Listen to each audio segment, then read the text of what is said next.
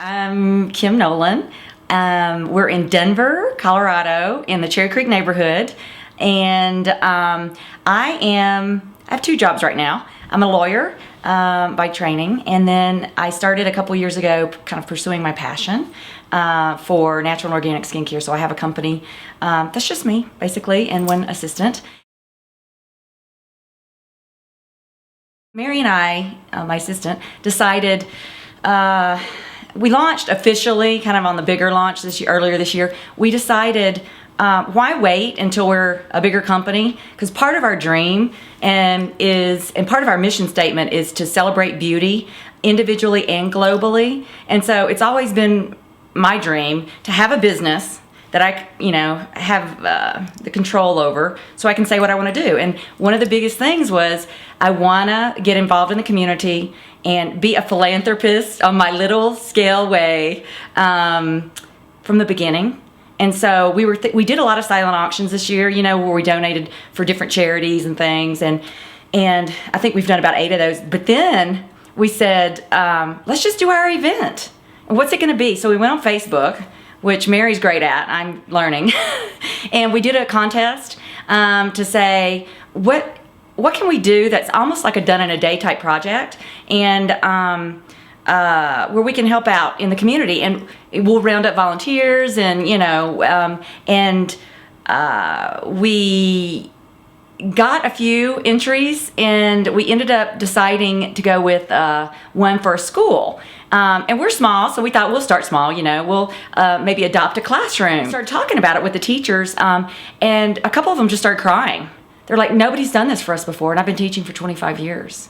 And of course, I am like, we picked the right thing, they're motivated, they're nice people. So we started looking into, what do you need for your classroom, and it was all the basic stuff. So so it really kind of grew from that. And our motto kind of for the philanthropy piece was the Mahatma Gandhi quote, "Be the change you want to see in the world." So it was more than just hey, here's a good idea, everybody go do this. It's like, how can we be it? And if we can do that and then help other people be it, that's even better. I think what made me know it was kind of, fate or destiny or whatever you want to believe, was I got a call from one of the teachers. First of all, they were like, "Oh my God, how did you pick us? And why would you pick us?" And all of that. And I got a call from one of the teachers, and she said, guess what we're doing? And this is before we even really talked about the project and what we really wanted to do. And she said, our kids have over 100, done their own little posters about how they're going to be the change. And they drew pictures like, I'm going to help feed the homeless, and there's a little picture Chili's, and just hospitals, and just from the simplest thing to the most elaborate.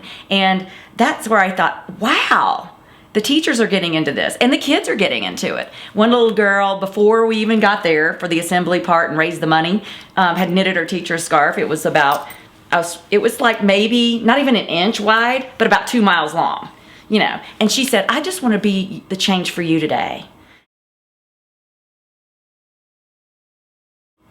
These kids, the demographic, about 80% of them are on, just to give you an idea, are on the free lunch or supplement, program where they have assistance with that. They come from all kinds of backgrounds. It's a very diverse community, but it's a big deal for them to, like, the teachers are very sensitive, talking about this project, to say, you don't need to bring a quarter. We're not going we're raising a turkey for a certain family, maybe. They have to find the pennies, or they find the quarters of whatever it is, but they can't say, bring a quarter. A quarter is a big deal. The teachers the next day, I called them after the assembly, and I said, what happened the next day with the kids? Oh my God. And they got to class, and it was so cute because they said, well, I went home and I raked 2 yards of my neighbors, and I solved a problem at recess. And because we talked about, well, it may just be something small, like helping with dinner, or it might be raising money for somebody that needs it, or, it may be thinking about what you want to do later in life. Like, there was a little boy that did a poster about, he had a jet and everything, and I want to serve the country. And he had a little parachute, and, he was thinking about serving the country. And, it just gives me chills. I think that's probably the biggest message, is that, no matter what anybody's ever told you, no matter how hard it is for you to learn or how easy it is for you to learn, you are special. Are you overshadowed by a bunch of brothers and sisters? Maybe, and I think they were kind of starting to get, that it doesn't matter what idea you have, yours is special.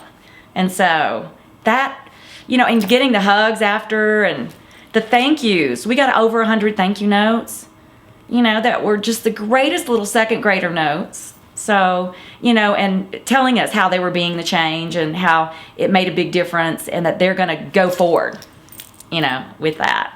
And they also talked about how much they love the goodie bags and the snacks. I tell people this all the time, is my ultimate goal is to be a philanthropist. If I had my real true way, it would to be able to make money so I can give it away and be active in the community. I just like that. It's not, to me, a chore. You individually can make a difference, and you don't have to have a lot of money behind you. And I'm intimidated by a lot of things. I really am. And so I look at people that are running foundations and, huge corporations and people that are real heroes in my mind, like the teachers and different things. And when they turn around and say, I'm inspired by you, I think, why? So I think it's to realize that you're worthy and you have good ideas and it matters. And if you feel like you want to make a difference in some way, whatever way it is, it matters.